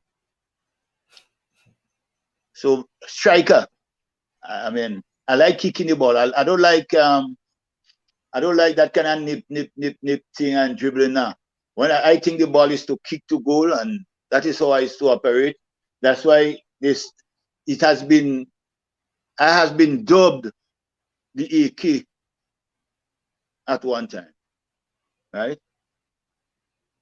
All right. Because I like it. David Salfali is saying that the problem with sports in Grenada is that the development of real competition in schools first, and then the competition in parishes, which can supply teams from each parishes. Sorry. In the past, local parishes had local competition with 15 to 20 teams. Bowzer, you think the lack of parish competitions adding to the demise in sports and participation to an extent? Well, I will partially agree with him, right? What happened today in the local community is that when men go to sweat, they don't use the whole field. They play narrow goal. And narrow goal somehow hinge on kicking to goal, right? I remember in my days, youthful days, when we go to practice, we're using the whole field. I've been goalkeeper, so you're getting a realistic practice of a game. Today, there is no realistic practice. A narrow goal, people go and sweat, 100 men playing, and with small goals, and just a sweat they get in. That, I think, is a demise in the development of the game. In terms of the competition itself, or the parish competition, this thing had to be structured properly. You have to be St. Max players, and other teams from other parish shouldn't come in. If you have a St. Max competition, that is St. Max, but you're trying to develop football in St. Max. As St. John's or St. Patrick's, that is how development takes place. And players develop a lot of different ways. Young players develop based on what they see, what they hear, right? Especially what they see. And what you've been told. All them things cause young players to develop. So I say that to say that how I come into football, and many of my friends, is what we saw. That's how we develop. We saw good players. We saw what they was doing, right, to help themselves. We used to see Ashley George running that hill sometimes twice a day just to get fit. And that motivates us, and we just continue doing the thing. So in terms of, we didn't have no coach. We didn't have no coach, and we you understand, we were good footballers. So again, it's the mentality, right? And what you have been taught, what you have been told that has helped football develop. You have other coaches these days, and you still not seeing the skills, right? And especially the spirit to win with players. Football, the end product, you have to play football to win. And if everybody playing to win, somebody must lose. But one day you will win, and you make the competition, you make the football competition more tight, right? But you can't just participate just like that, right? You're not playing for just to participate. You have to come and involve yourself to win. You understand? That's how football has to play. It's not a sweat. I'm playing football for a sweat now because I passed the age. You have to compete in football, not participate. Compete. If you lose today, you go back and do a drawing board and you say, watch, fitness has caused us to lose, We ain't fit enough. Or we're not coordinating enough. Then, yeah, football is not participation. You understand? You have to involve yourself and to win competition, to win games. Compete. All right. You have to compete. Compete, yeah. Clever said, over the years, a small group of us archive photos of the past in the event. A proper sports museum is established. And I want to thank Clev because Bowzer may be able to recognize that was what, 1968? Well, yeah, 68. Right. And here they're saying that in the back row, you have Sampert Harbin, Butty James, Alston Heads George, Ferguson, and we had Roy St. John, George Jackson, Alvin Campbell, Roy Redhead, Ashley George, Fimba Fletcher. Then we also is Lou Ligau. Julian, yes. Alistair George, Dick Dow, Alistair Telesford. Well, probably, yeah. In Chase, and I'm looking at some others. I'm trying to get the complete name of that person. The one before the one before Dyer is Dubut. He died. Okay. And then you had Dan George at the end. Okay. All right. Yeah. So that's the national football team in '68 in St. Lucia. That most likely the Rhode Islands tournament. Okay. Yeah. And then a year later, that's 1969. I think it. If I'm not I have to look to see what it says here in the background, but it appears to be 1969.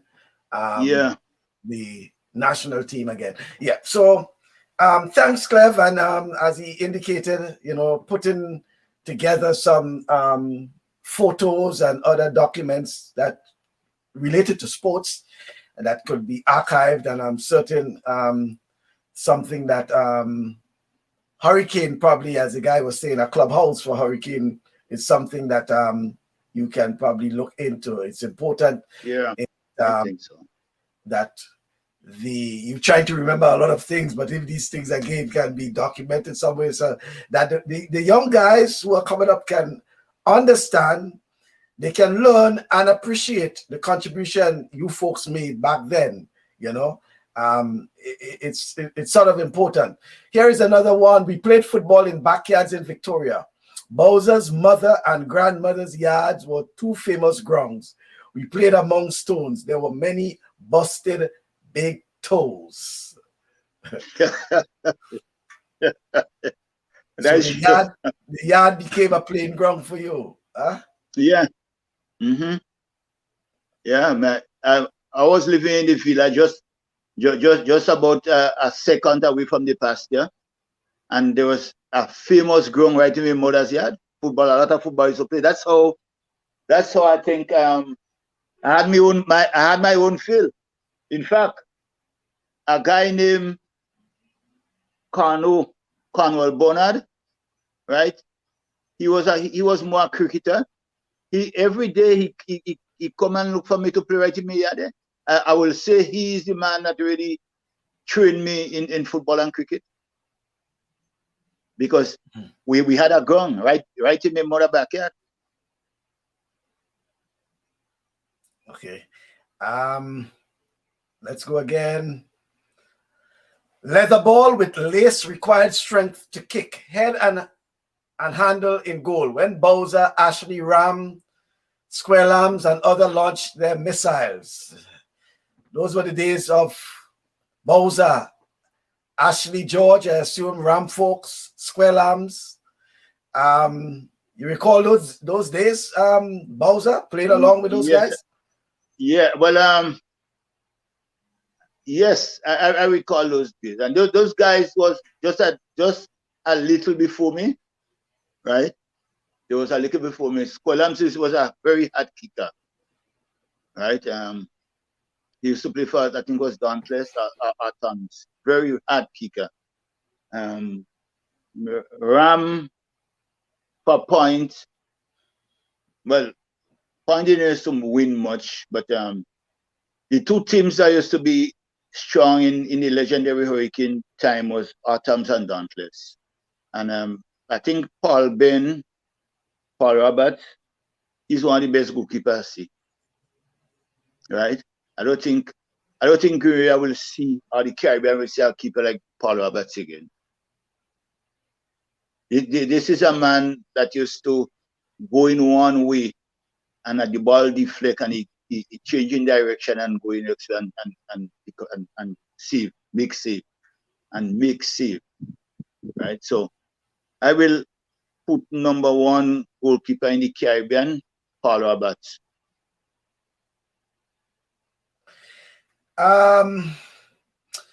You told us how couple folks got their names, including Hurricane, just after Hurricane Janet. How Pele got his name, but how Bowzer derived his name. How we got the name Bowzer.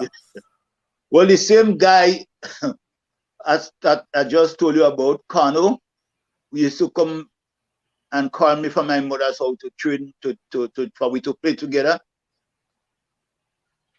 He had given me that name. He told me there's a guy in Guav, named Bowzer. I used to play football, but the guy went England only. That's he said the guy used to play just like I used to play just like it. That's how he gave me that. And he said I had a lot of energy, too. That tie up with a lot of energy. So so that's how I got my name. Up to this day. So that's who Pele is talking about. We had local heroes and role models. That's how you got the name Bowzer after a footballer from Guav. I think he was a defender. Yeah. Right. So that's our thing. Toro is saying players today are still looking, but with the availability of access to view European football, fellas are watching European soccer and believe that they can just do what they see on TV without understanding that it takes hard work to be a pro footballer. I think the point you were making, Bowzer, regarding the training, the discipline, and if guys want to make it that far, they have to understand that it takes a lot of hard work. A lot of hard work. If I could just comment on that a little, the comment is so correct, right? You understand? In addition, after you do all that hard work and you get yourself up to that level and you're satisfied to a certain extent that you could play and perform at the highest level, what is lacking in Grenada is players go watching themselves on TV, right? After you play a game, there should be a tape where you go back and watch and see your performance. Then you could do an evaluation, but that hardly happening again. So you just feel when a coach come and he tell you that you do that, you shouldn't do X, Y, Z, you feel the coach is against you, right? But if you watch yourself, you will have a different perspective of the game.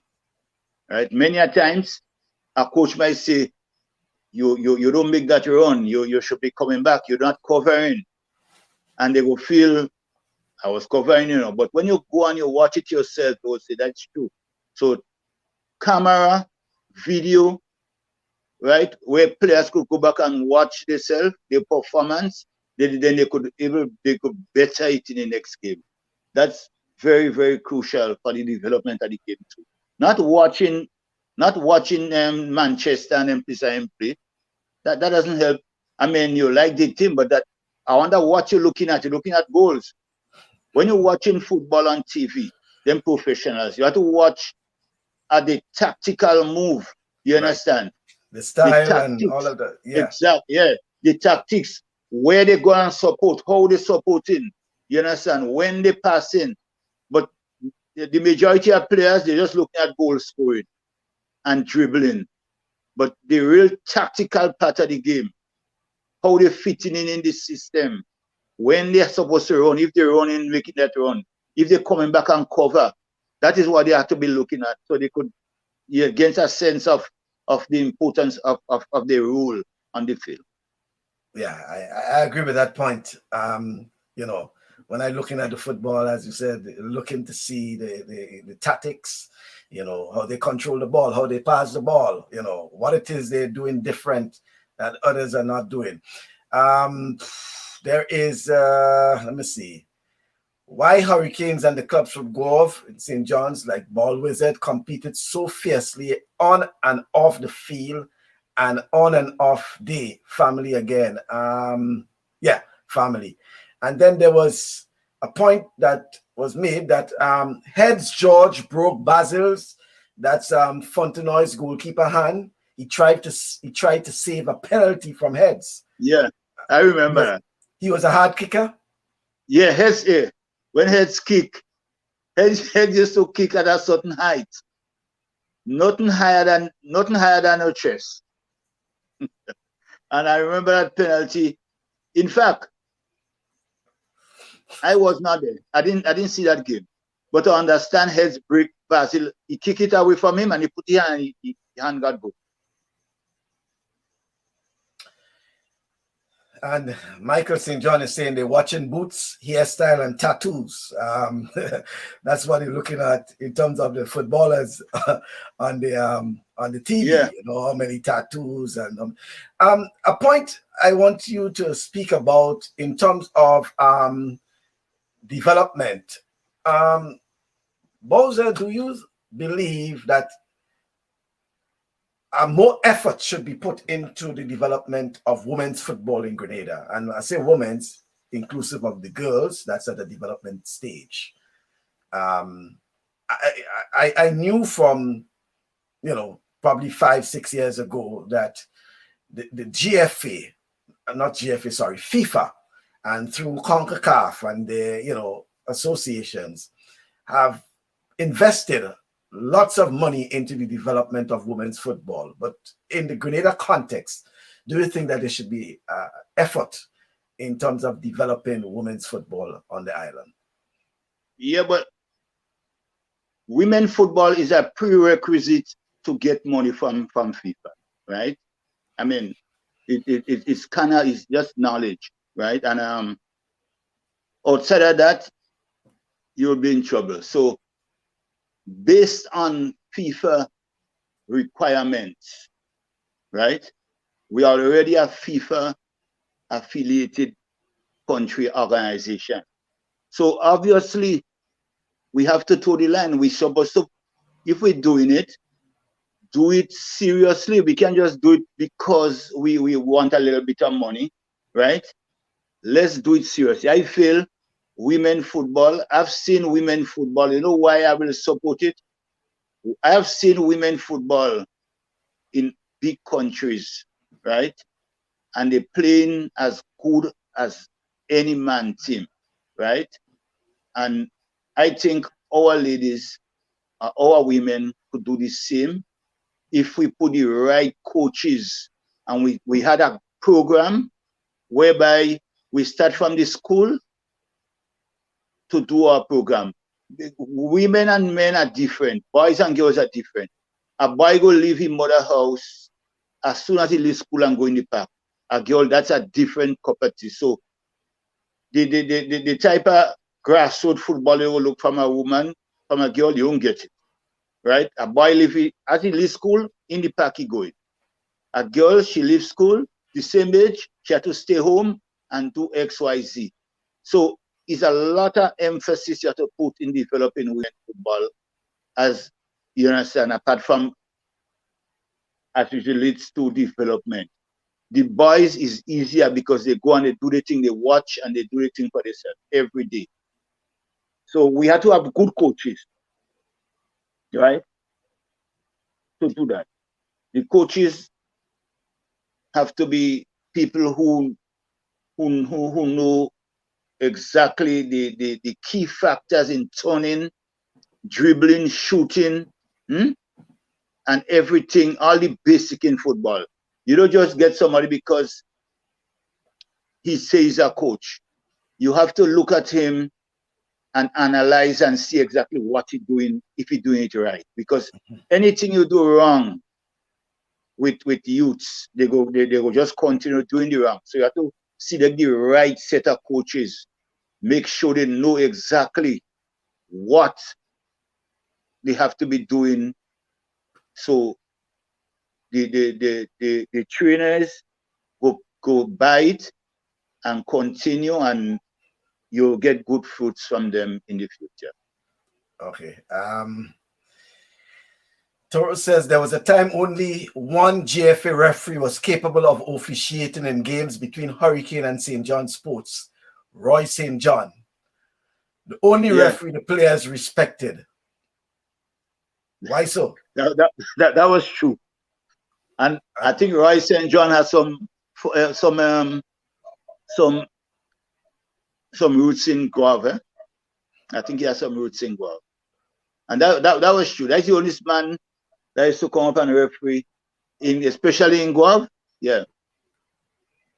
Yeah. And to be truthful, I've seen the legendary Hurricane team play against Guava in Victoria. I've not one year I ever see they beat Hurricane in Victoria or draw. Every time it's 4-0. I remember one year. I mean, watch. Mind you know, the player I used to admire the most in football me use days was Daya McKay and Dan George, you know. Nothing about Heads and Ashley and them, you know. Right? Was Daya and Dan George, right? I remember St. John Sports coming in Victoria once, and Hurricane give them 4. And she scored the 4 goals. I follow the Guelph crowd, right? There's a man they call Sonny from Guelph, right? He's a strong Guelph supporter. When he reach in the shop, he cry, you know. He say, we don't get 1, we don't get 2. He say 4. He cry long water, you know. I just like to see Daya play there. Daya was a neat. And he used to play easy. He had good control in the midfield, right? That was the difference between Casimir in the midfield for Hurricane and Daya. You could pass Daya, but when Daya had the ball, it's difficult to take it from him. Only people like Casimir and I could take it from Daya. Casimir and Fimba, there was ball winners in Hurricane midfield. You can pass them. But there wasn't that ball distributors. The distribution used to come behind from Heads. That's why Heads is one of the greatest players Grenada ever see. Heads taking a ball, he throwing it right on Ashley's chest. Or he finding motel wherever they were. Right? And when they get it, it's goal. Right? Until when Ashley used to score goals, so they was wondering how to hold on Ashley. Autumn's come up with a plan once and he worked. Autumn's put a mong they call Futo. He used to be referring after to Mark Ashley, you know. I never forget that. And he worked at one time because Futo mark as the game start. Futo start marking Ashley, so Ashley get no chance. He hardly getting chances, but he still used to score. But the number of goals cannot diminish because he was marked. And Futo is, I think Futo alive today. You remember Futo, ain't it? Yes. Yeah, he used to referee. He used to play for our times. Yeah. So they put Futo to mark Ashley George. Yeah, Futo is one of those who he endured a lot of abuse, I would say, as a referee in those days. But he was committed. He was committed because even though he experienced and he went through that, he continued refereeing and things like that. Yeah, that commitment. Motel's name doesn't call a lot, according to Toro, but one former national player swears that Motel was one of the best footballers that ever played club football and for Grenada. Yeah, Motel was a class act. You see, what Motel used to do, other Hurricane players used to do that. Motel liked the bicycle kick, he liked the scissors kick, and he was stylish in his play, right? Against Ashley George, who used to just control, run you down and shoot. Motel was a dribbler and the kind of, you understand, stylish player. And he made Grenada team until he went to America. And then guys used to score one. He could have kicked. Motel could have kicked from any distance. So that was the 2 goal scorers in the legendary team, right? Motel and Ashley. Them 2 names, them guys. Tom Payne, that was Ashley's brother, right? He in Grenada now. He was a good goal scorer too, but he used to most score with the head. When in time to throw that ball on Tom Payne's head, you have to tell yourself that's a goal, right? Up to this day, young players just ask him how he used to do that. Yeah. A question to you, Bowzer. Do you remember a young lady named Kim, Zito's sister? She was an ace footballer and cricketer. Kim. Yes,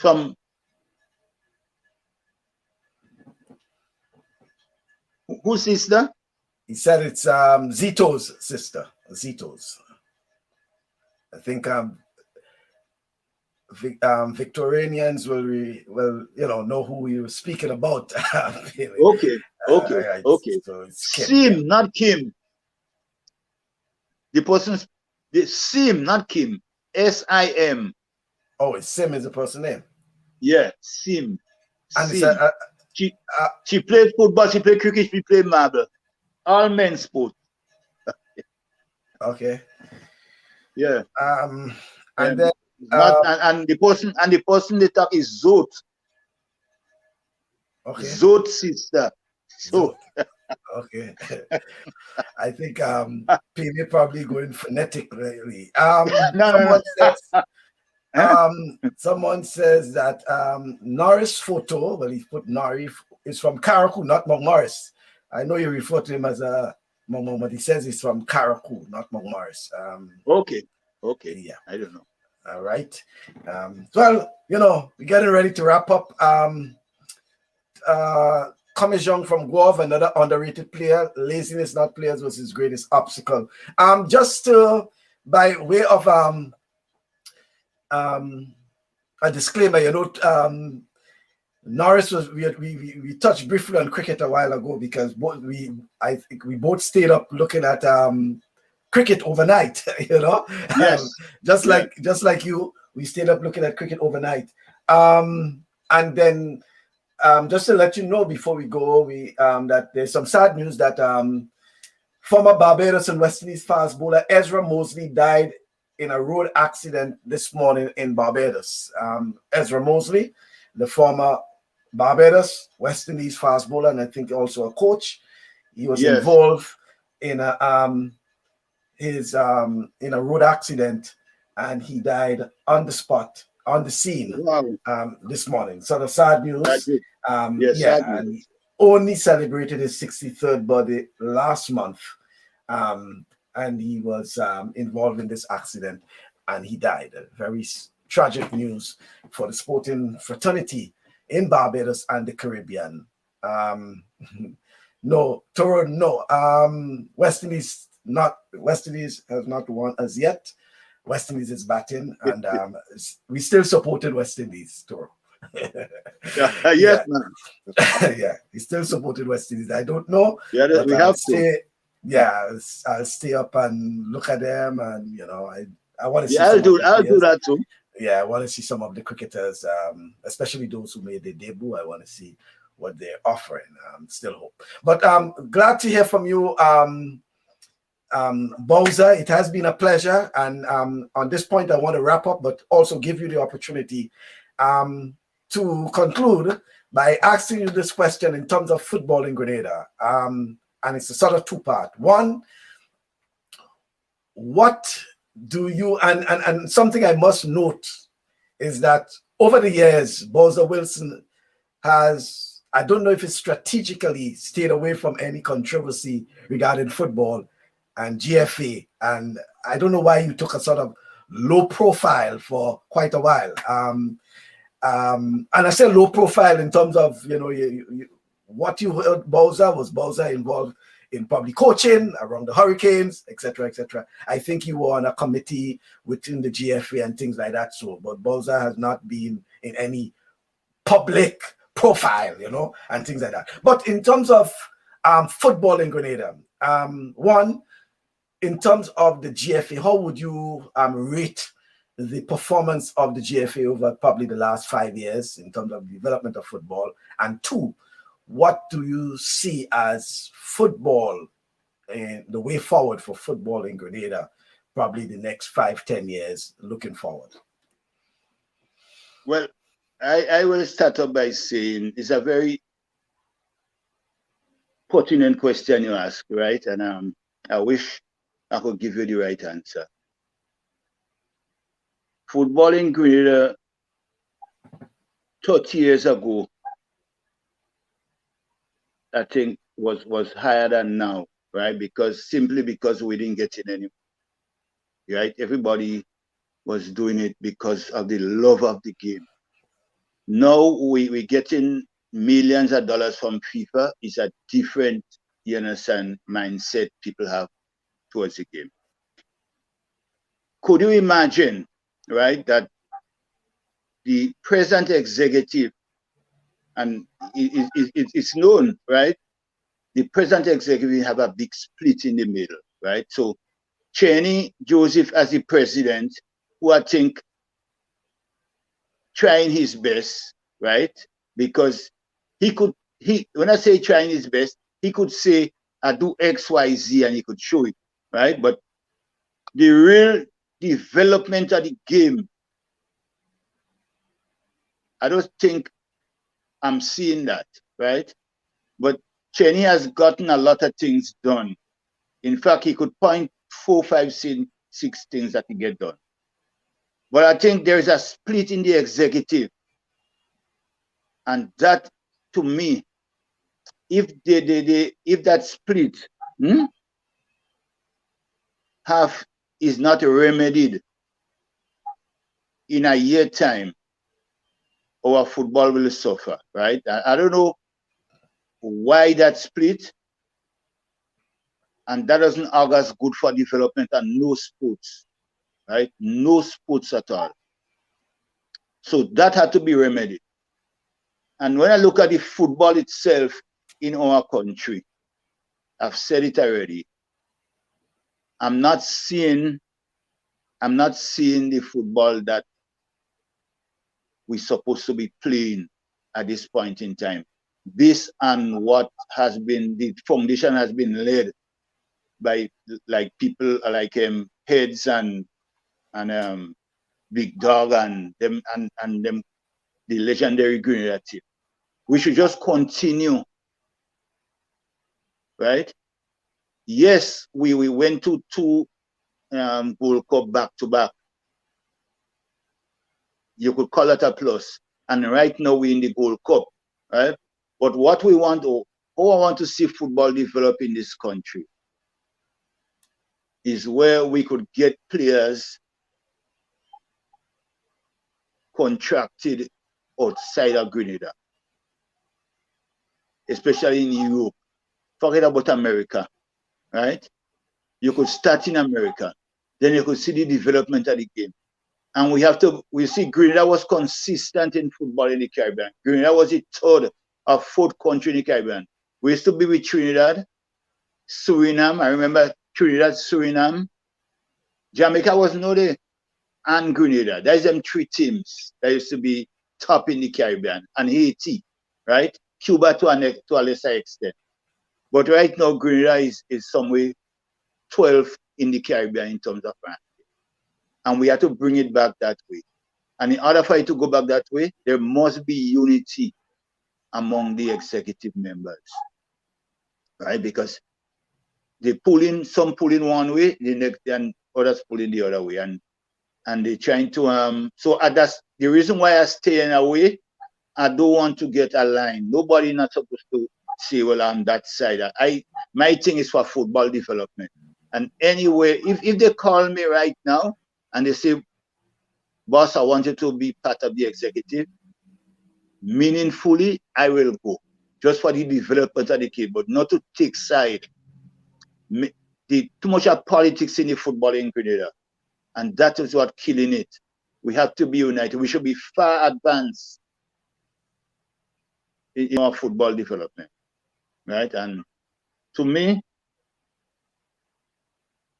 I say it again, if we don't come together and look at one goal together and work for that goal, united, we won't reach anywhere in football. We were just going forward and coming back, or forward coming back, and you understand that does not always good for development. We're too small for that, and we have talented players in Grenada. We have local talent players. We have players in the diaspora. When I see that in England, and especially that interested in playing for Grenada, and they're giving us a great help. But when we merge them two set of players together, we're supposed to be good. But our administrators have to do better. We have to respect who in charge. And that, I think, sometimes we get in left. We cannot afford to do that. If you don't want to help in the football, just stay out of the football. That's my take. Don't stay and get trouble and undermine. No, I cannot take that. I don't operate like that. That's why I'm staying away for the time being. You won't hear my name called. I coached Grenada for a number of years, right? And I will call myself a success, because I don't remember one team I remember beat me, and it's Costa Rica. In Costa Rica, they beat Grenada 3-0. We played them here. We had them 2-0. They end up drawing. I beat Jamaica twice. Jamaica national team with all the World Cup stars. I beat them twice. Right? I go Guyana, I win competition. I go to Barbados, I win St. Lucia. All the places I've been winning.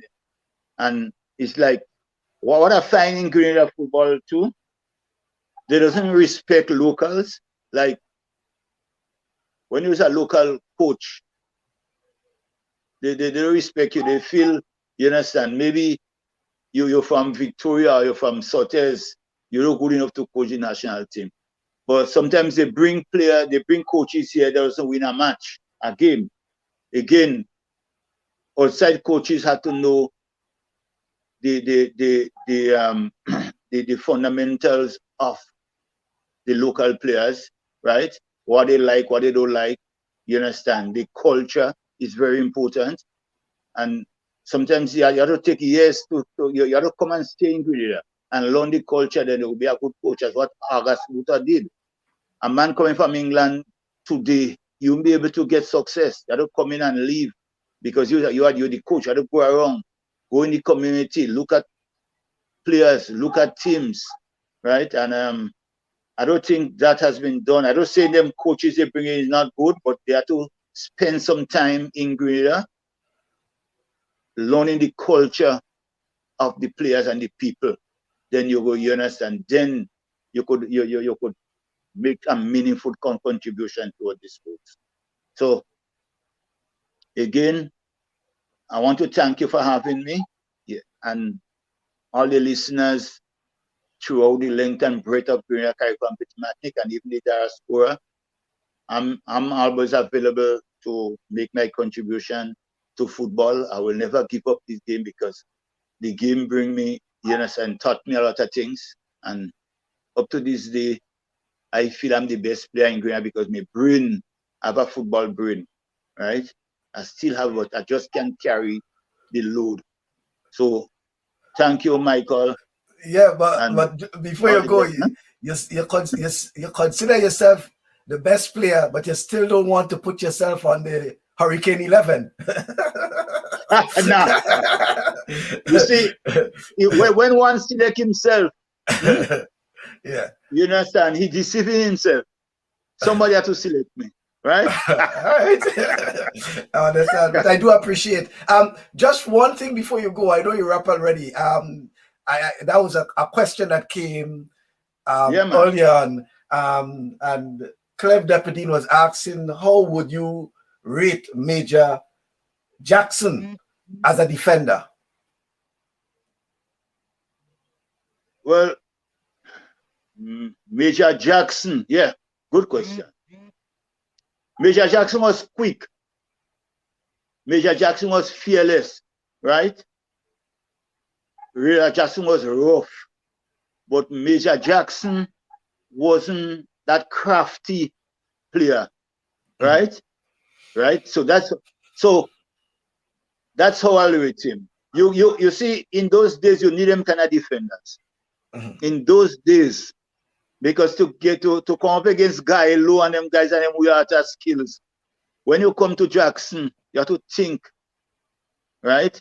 Heads was more clinical than Jackson by far. Had more head, right? But Jackson, I like Jackson as a defender.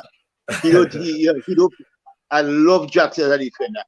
And defenders, that is the mentality. That should be defenders' mentality with a little skills and distribution. But he don't distribute, but when he get it, you come. It's either you if you're not good enough, Jackson will take you, right? I will say he deserves a pick as a defender on the national team, right? Yeah.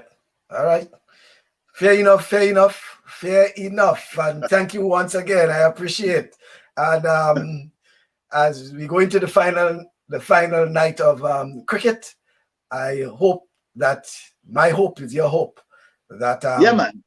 I'm back in West Indies to the last. Yes, huh? I'm going with them to the last. Yeah. Yeah. So thank you once again. And I said, hopefully we can do it some other time again. We can sit down and have a nice discussion once again on football, because I realize you're still committed and the passion for football and the development of football, not just in St. Mark's, but also in Grenada. The island, honestly, I believe it. Yeah. Thank you very much. Star Wilson, Nikki say, well done, Dad. Okay, so the daughters were on it. Right. Your daughters, yeah. Oh, okay then. Thank you very much.